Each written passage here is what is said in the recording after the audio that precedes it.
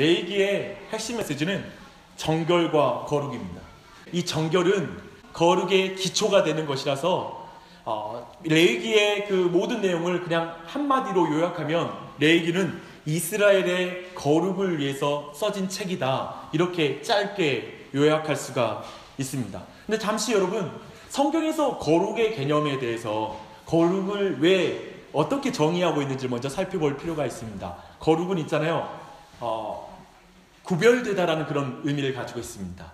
영어로는 set apart라는 이런 단어인데요, 즉 구별되고 무엇으로부터 뭔가 이렇게 나누어진다라는 그런 의미를 가지고 있는 것이죠. 그래서 하나님께서는 창조주이시기 때문에 피조물과는 구별이 됩니다. 그래서 하나님은 거룩한 분이라고 우리는 부르죠. 그리고 또 한편으로 뭐냐면 독특하다라는 의미가 있습니다. 우리는 독특하다 그러면 좀 독특하다 그러면 약간 이상하게 생각하잖아요. 여기서 독특하다는 의미는 굉장히 좋은 의미입니다. 그 어떤 것과도 비교할 수 없다라는 측면에서 하나님은 독특한 분이시죠. 그래서 성경에서는 생명을 창조하시고 주관하신 이 하나님으로, 하나님이 모든 다른 것과는 구별되는 분이시고 모든 다른 것과는 비교할 수 없는 독특한 분이시다라는 의미에서 오직 하나님만이 거룩한 분이시죠. 성경적으로 이 거룩하다라는 표현은 사람에게 쓸 수 있는 말이 아닙니다. 하나님께만 거룩하다라고 우리가 표현할 수 있습니다.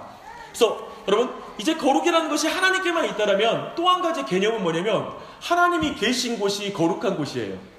그렇죠? 거룩한 분이 계시고 그분이 거하는 공간은 거룩한 공간이 됩니다. 그래서 우리를 이걸 뭐라고 부르냐면 성소라고 부릅니다. 이 성소. 근데 그곳은 선함과 생명과 정결과 그리고 의로, 정의로 가득한 것, 이게 바로 거룩한 곳입니다. 다시 한번 말씀드릴게요. 선함과 정결과 정의와 그리고 정결함으로 가득한 것, 그게 바로 하나님이 거하신 그곳입니다. 여기까지는 전혀 문제가 될 게 없죠. 근데 문제가 뭐냐면, 우리가 지난주에 살펴봤지만 문제는 이스라엘 백성은 정의롭지도 못하고 그리고 이스라엘 백성은 죄가 가득하다는 거예요. 근데 이 이스라엘 백성이 하나님의 임재 안으로 들어가려면, 즉 하나님의 그 거룩한 곳으로 나아가려면 이 이스라엘 백성이 거룩해져야 돼요. 근데 이게 성경 전체의 내용이라고 지난주에 우리가 살펴봤습니다. 그래서 특별히 레위기를 딱 요약하고 있는 말씀이 19장 3절 말씀인데요, 우리 노트 보시면서 함께 읽으십시다. 시작. 너는 이스라엘 자손의 온 회중에게 말하여 이르라. 너희는 거룩하라. 이는 나 여호와 너희 하나님이 거룩함이니라. 하나님이 거룩한 분이시기 때문에 이스라엘 백성에게 거룩하라고 말했어요. 지난주에 우리가 살펴봤던 것처럼 하나님이 우리에게 거룩하라고 명하는 그 명령의 이면에는 나 너희들과 함께하고 싶어, 내가 너와 함께하고 싶고 네 마음의 성전에, 네 마음 안에 내가 임하고 싶다. 그러니 청소해라, 청소해라 라고 이렇게 말하는 것입니다. 그게 바로 거룩한 것이죠. 여기에 레위기가 있어요. 이 자리에 레위기가 있습니다. 레위기는 이스라엘 백성이 거룩하게 되고 또 거룩하게 살 수 있는 세 가지 방법을 말하고 있어요. 제가 이번에 노트 안에 정리했는데요, 한번 쭉 살펴보십시오. 그 노트 안에 있는 내용들을 한번 쭉 살펴보실 때 레위기 전체의 구조가 나와 있어요. 첫 번째는 제의적인 것인데요, 제의적인 희생 제사에 대해서 다루고 있고요. 한편 제의적인 축제를 레위기 이 끝과 끝을 이렇게 감싸고 있어요. 그리고 그 안에서는 이 제사를 집행해 나가는 그런 제사제도, 그 제사장에 대한 설명, 누가 제사장을 위임받는지, 그리고 한편에서는 제사장의 자격이 무엇인지를 또 다루고 있어요. 그리고 그 안에 또 뭐가 있냐면 이제 그 정결한 규례가 있죠. 그래서 한편으로는 제의적인 정결, 한편에서는 그리고 도덕적인 정결에 대해서 다루고 있습니다. 그리고 맨 가운데 16장과 17장에서는 속죄일에 대해서 말하고 있어요. 그래서 이 속죄일, 이 피로 말미암는 제사를 기준으로 크게 나눠지지만 전체 내용이 이렇게 감싸진다는 걸 여러분이 기억하면서 오늘 나아가면 되겠습니다. 사랑하는 여러분, 정의롭지 못하고 죄가 많은 이스라엘이 거룩하기 위해서는 이 모든 내용이 말하고 있는 것, 레위기가 말하고 있는 건 뭐냐면 하나님이 정한 때에 예배를 드려야 된다라는 걸 강조하는 거예요. 그게 바로 절기예요. 또 하나님이 정한 방법으로만 하나님께 용서받을 수 있다, 그리고 거룩해질 수 있다라는 게 제사의 방법이에요. 여러 가지 종류를 말하는 거예요. 그 또한 제사장을 통해서만 그 제사가 집행되고 제사장을 통해서만 연락받는 예배가 드려질 수 있다라고 규칙을 정하는 거예요. 그래서 나아가는 것이죠. 그래서 이스라엘 백성은 또한 그 삶 속에서 이렇게 이제 제사장을 통해서 용서받고 회복되었을 때 그들은 죄와 부정 그리고 정결한 것과 더러운 것을 분별하면서 살아가야 되는 그런 위치에 있다는 걸 또한 말하고 있습니다. 그래서 이런 모든 레위기 전체를, 제가 아까 우리가 레위기 전체를 요약하는 게 하나님 내가 거룩하니 너희도 거룩하라라고 말했잖아요. 두 번째로 요약하는 것이 10장 10절 말씀이에요. 다 함께 읽어보겠습니다. 그리하여야 너희가 거룩하고 속된 것을 분별하고 부정하고 정한 것을 분별하고 또 나 여호와가 모세를 통하여 모든 규례를 이스라엘 자손에게 가르치라. 이것이 제사장의 핵심 직무입니다. 그러니까 분별하고, 그리고 분별해서 성에 속하라, 즉 하나님 편에 속하라 라고 말하고 있고, 분별해가지고 너희들은 정결하게 살아라 라는 것이 이 전체의 내용이에요. 그냥 자신만 정결할 뿐만 아니라 이스라엘 백성 너의 자손들까지도 속하고 거룩한 것, 그리고 정하고 부정한 걸 분별하도록 가르쳐라 라고 말하는 게 레위기의 가르침입니다. 2주 전에 금요일 날 이 부분을 놓고 우리 교회에 모인 사람들 같이 기도를 했습니다. 참 은혜로운 시간이었습니다. 그때 제가 기도 제목을 나눴던 게 뭐냐면, 만약에 성과 속, 정과 부정을 분별하지 못하는 목사가 되면 교회 목사가 그걸 분별하지 못하고 부정하게 살고 하나님께 속하는 것이 아니라 세상에 속게 살아간다면 어떻게 되겠습니까? 하고 기도했습니다.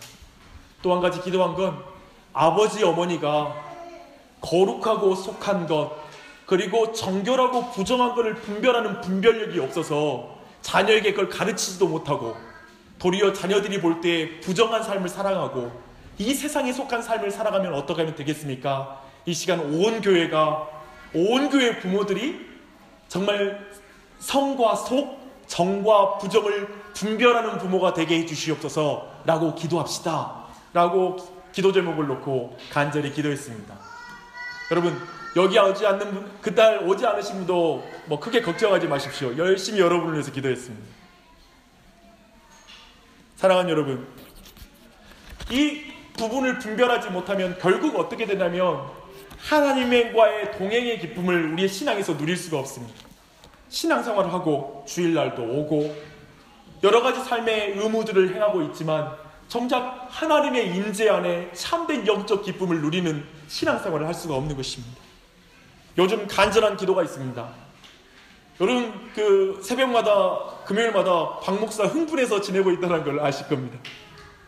뭘 간절하게 기도하냐면, 이번에 레위기를 통해서 제 안에 굉장한 은혜가 있는데요, 뭘 구하고 있냐면, 주님 거룩하게 하여 주시옵소서. 우리 교회를 거룩하게 하여 주시옵소서. 저는 우리 교회 성도들 사정 많이 알고 있습니다. 그리고 우리 성도들 안에 있는 약함도 많이 알고 있고요. 이제 2년 됐으니까 여러분이 저를 알듯이 저도 여러분의 신앙의 패턴, 그리고 여러분의 어떤 신앙적인 어떤 뭐라고 할까요? 그런 어떤 패턴들을 제가 어느 정도 이해하고 있습니다. 여러분의 약함도 이해하고 있고요. 여러분의 묶임도 보게 되고요. 여러분의 병들어 있는 육체와 그리고 이런 영혼적인 측면들도 제가 어느 정도는 알고 있습니다. 근데 제가 우리 교회에 가장 필요하다고 생각하는 건 뭐냐면 하나님이 임하는 거예요. 우리 교회 성도들을, 그래서 제 안에 간절해요. 목사가 여러분 쫓아다니면서 여러분과 상담해서 해결할 수 없는 것들이 너무 많아요. 이제 2년 정도 지나가지고 이제 여러분 뭐 알잖아요. 말해서 되는 것도 아니란 것도 알고 있고, 이제 제 안에 간절한 기도 남은 건 뭐냐면 하나님이 만져주세요. 우리 성도님들 하나님 만나주세요. 이거예요. 근데 그러려면 거룩해야 돼요. 하나님이 임하려면 여러분이 거룩하지 않고는 그분의 성령이 충만하게 임할 수가 없는 것이죠. 그래서 여러분 거룩하게 해달라고 기도하고 있습니다. 그게 여러분 요즘 제 마음을 사로잡고 있는 그런 기도 제목입니다. 예수님의 놀라움. 어쩌면 제가 그런 생각이 들었어요. 예수님께서 걸어가실 때 궁중 안에 혈우병이 걸린 여자가 있잖아요. 이 여인은 그 레위기에 말하면 굉장히 부정한 여인입니다. 근데 이 부정한 여인이 예수님께 몰래 다가가서 그 몸을 만지거든요. 이건 그 당시에 정말 그 유대인의 율법에 의하면 돌에 맞아 죽을 일이죠. 목숨을 걸고 예수님을 붙잡는 거예요.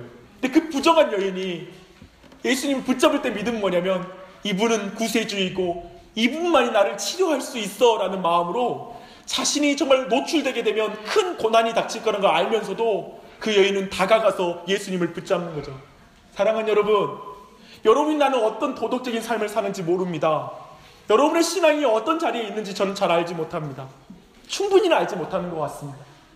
하지만 여러분, 어떤 자리에 있든지 예수님을 붙잡으십시오.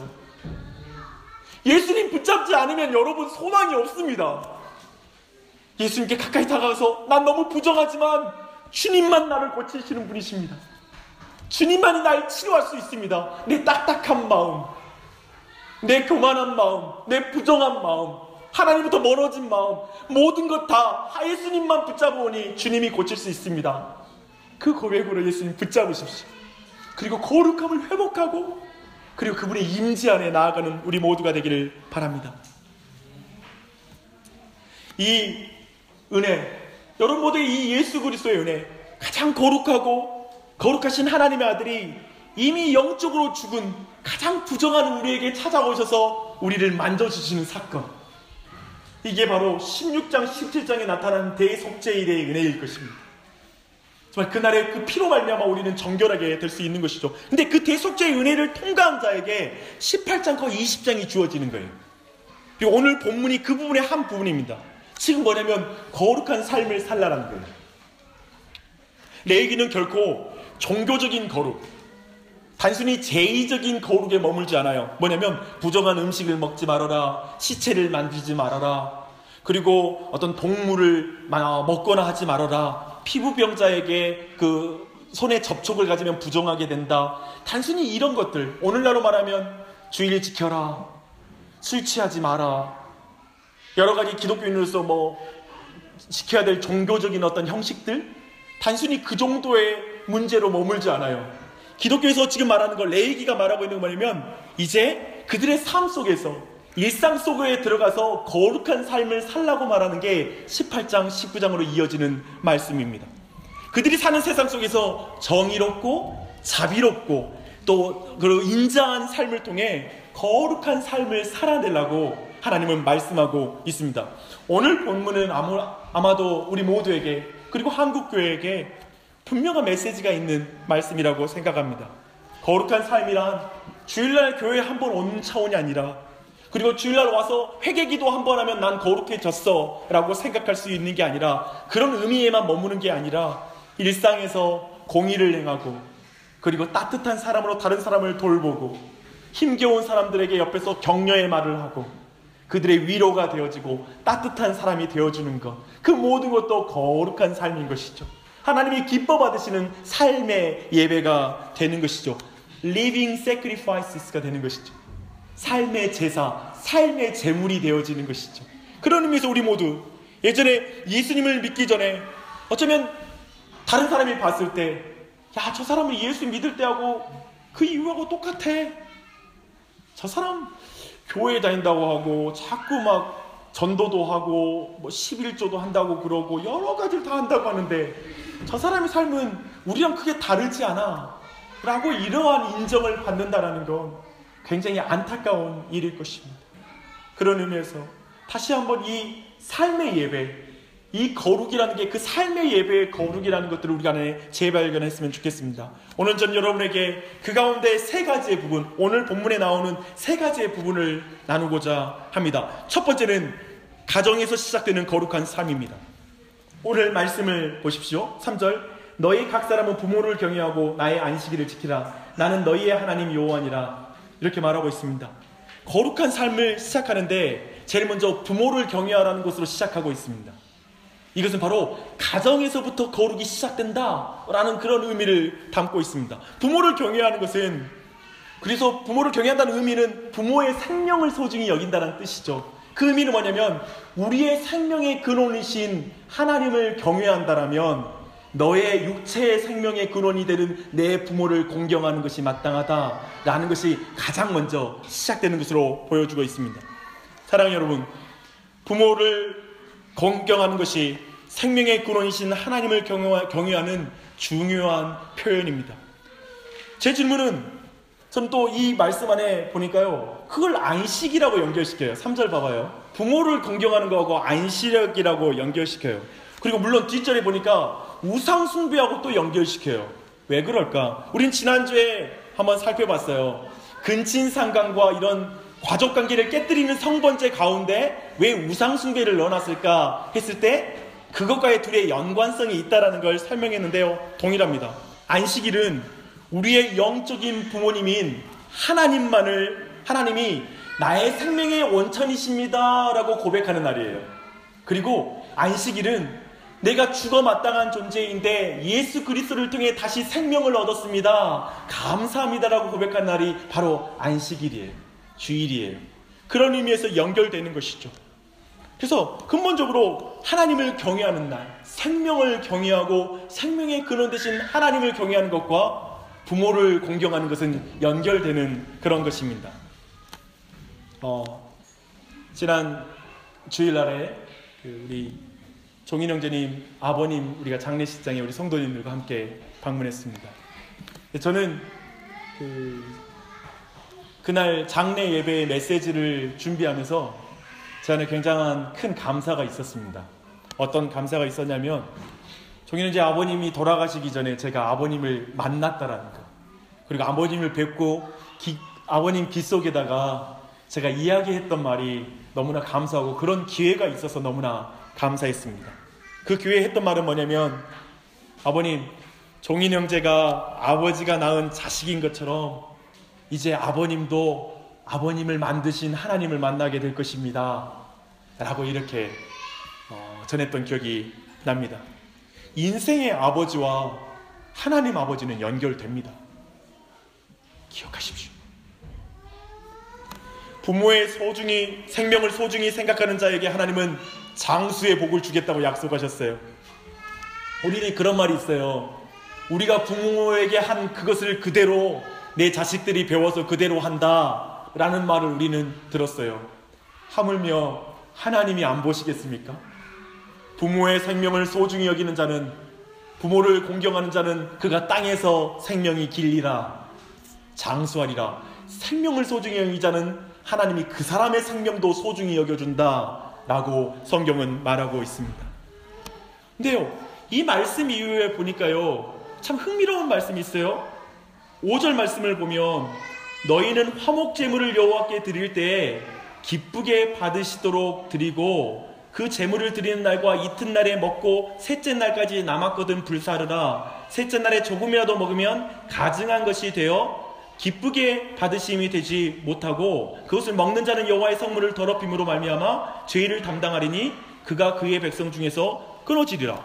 뜬금없이 지금 아까 말한 대로 지금 전체적 맥락은 윤리예요. 도덕적 거룩함을 말하면서 사람과의 관계를 다루는데 화목제물 이야기를 해요. 왜 그럴까요? 사실 이 화목제물이라는 거 있잖아요.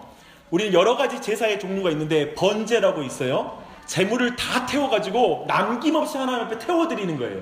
이건 수직적인 예배를 말해요. 사람과의 관계가 없죠. 근데 화목제는 기름만 태우고 모든 고기를 사람들과 나눠 먹어요. 그래서 이건 수평적인 예배라고 말을 해요. 수평적인 예배. 그런 의미에서 이 수평적인 예배를 드릴 때 이제 생각해봐요. 한 마리를 잡으면 어떻게 그 집안 사람이 한꺼번에 그 3일 안에 먹겠어요? 당연히 이걸 나누어야 되죠. 하나님께 내가 용서받은 그 은혜, 난 하나님과 화목하게 된 그 은혜를 이제 사람들과 나눕니다 라는 의미거든요. 그래서 그걸 나눠야 되는데 그 안에 어떤 사람들은 욕심을 부리는 거예요. 사람들과 나누는 게 싫은 거예요. 그래서 자기가 그걸 먹으려고 그걸 계속 보관하는데 3일을 넘긴 거예요. 근데 3일을 넘겨서 그걸 먹으면 부정하게 되는 거예요. 왜냐하면 그 사람이 욕심을 부려서 자기만 먹겠다고 고집하는 재물이 되었기 때문에 하나님께서 그걸 더럽다라고 부정하다고 말하는 것이 돼버린 것이죠. 마치 그렇다라는 거예요. 우리가 욕심 가운데 신약에 보면 그런 말이 있잖아요.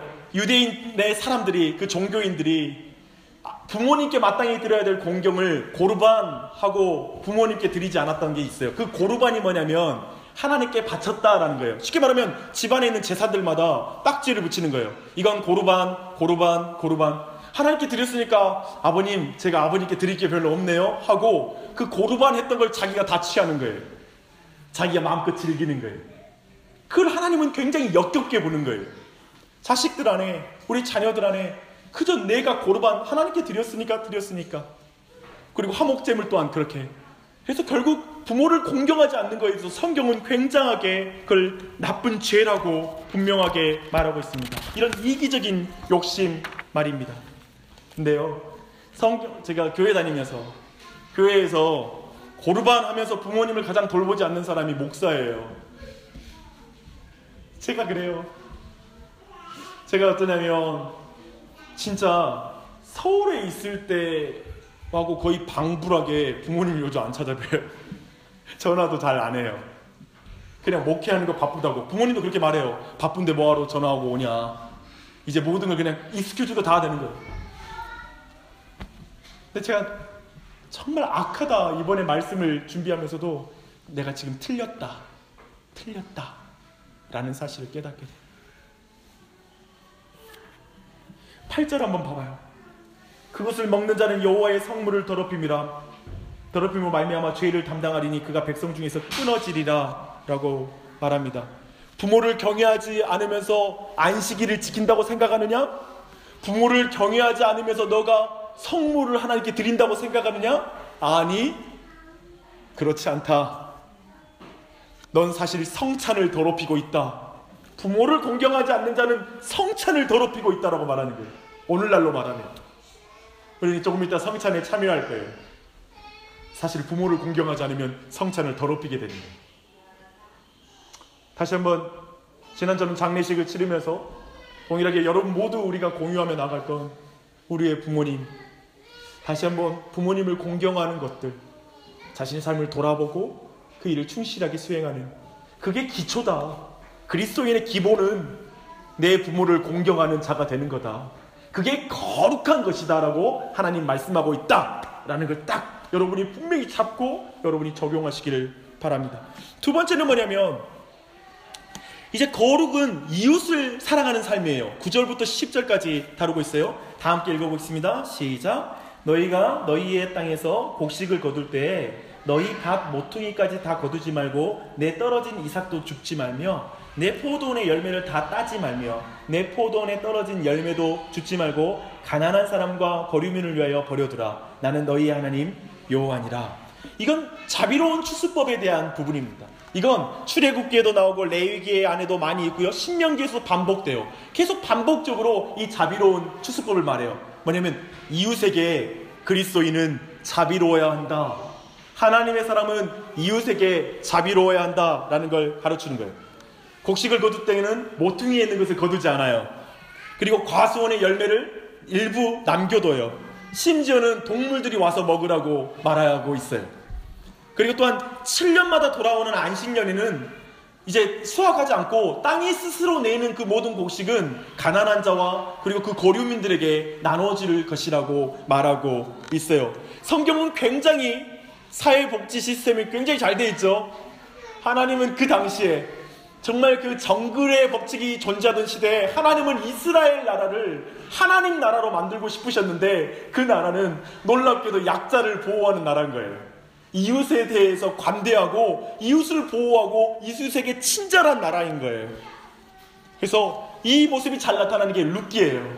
룻기에는 매우 관대한 남자가 등장하죠. 보아스라는 사람이에요. 그는 성실한 룻의 모습에 감동을 받아서 이제 품꾼들에게 말해요. 너희들 그냥 많이 이런 이삭을 그냥 많이 땅에다가 이렇게 버려두고 가라. 그래서 그 여인으로 하여금 많이 거두게 해줘라. 이런 것을 볼 수가 있습니다. 이것을 오늘날 우리에게 적용하면 어떻게 적용할 수 있을까요? 저는 그 대학교 때 예전에 우리 성도님과 이야기했던 것 같은데요. 저는 대학교를 이제 경기도로 가서 학교를 올라가서 첫 주에 한 지역교회에 갔었어요. 근데 그 지역교회가 되게 큰 교회였고 오랜 역사를 가진 교회인데 가보니까 머리가 다 벗겨진 목사님이 계시더라고요. 되게 곧 은퇴를 앞둔 목사님이었는데 한 선배에게 그 교회를 소개하면서 그 목사님의 참 유명한 일화를 하나 말해주더라고요. 그 당시에 저희가 대학 생활을 할 때 기억해 보십시오. 그리고 저랑 비슷하신 분들 고등학교 때 그 당시 한번 집값 파동으로 전셋값이 올라가면서 자살하는 사람들이 되게 많았어요. 그 일이 사회적인 이슈가 될 때가 있었어요. 근데 이 목사님이 그 당시 이제 교회 성도들 안에 뭐 집값이 올라가고 전세비를 막 올리는 그런 분위기에 있었던 거죠. 그리고 이제 자살하는 사람이 나타나고 세입자가 나타날 때 이 목사님이 설교를 하신 거예요. 나이 드신 목사님이. 여러분, 우리 교회 성도들 전세값 올려가지고 그리고 월세 올려서 11조 안 해도 됩니다. 안 해도 되니까 여러분 정말 지혜롭게 행동해 주십시오 라는 그런 말을 했던 기억이 납니다. 저는 여러분 부동산 투자와 그리고 이런 이익들에 대해서 제가 여러분에게 정죄하는 그런 말은 아닙니다. 하지만 성경이 지금 의도적으로 제가 강조하는 강조점을 한 가지 살펴보고 싶어요. 성경이 강조하는 건 분명히 추수한 것이잖아요. 1년 내내 수고하고 땀을 흘렸단 말입니다. 근데 성경이 요구하는 건 그 땀 흘려서 수고한 것으로 나누라고 말하는 거예요. 근데 오늘날 말하는데 내가 어떻게 번 돈인데 이걸 나누냐고, 내가 어떻게 이 정도 왔는데 이걸 나누라고 그러냐고 하지만 하나님이 기뻐하시는 것은 땀 흘리지 않고 어쩌면 쉽게 번 돈이 아니라, 쉽게 번 돈이기 때문에 하나님께 쉽게 드릴 수 있는 게 아니라 하나님이 정말 기뻐하는 건 여러분이 땀 흘려서 한 달 내내 수고하여서 그걸 하나님께 드리는 것, 그거 가지고 다른 사람을 돕는 것, 그것을 기뻐하시는 것입니다. 그것이 참으로 가치 있고 아름다운 삶의 예배입니다. 주위에 있는 사람에게 밥을 사십시오. 차를 사십시오. 땀 흘려 번 돈으로 어려운 사람 도우시고 선교사도 보내시고 그리고 여러분에게 일을 위해 주신 그 재정들을 정말 나누는 일에 사용해야 될 부분을 구별하십시오. 단순히 교회에 많은 헌금을 하란 말 절대 아닙니다. 저는 우리 교회가 충분히 운영됐을 때 나중에 그런 말 하고 싶어요. 어떤 분이 제게 11조를 말한다면 이 11조를 저쪽 교회, 우리 교회 성도님 아버님이 목회하시는데 그리 11조를 하십시오. 저기 선교사님이 힘드신데 그리 11조를 하십시오.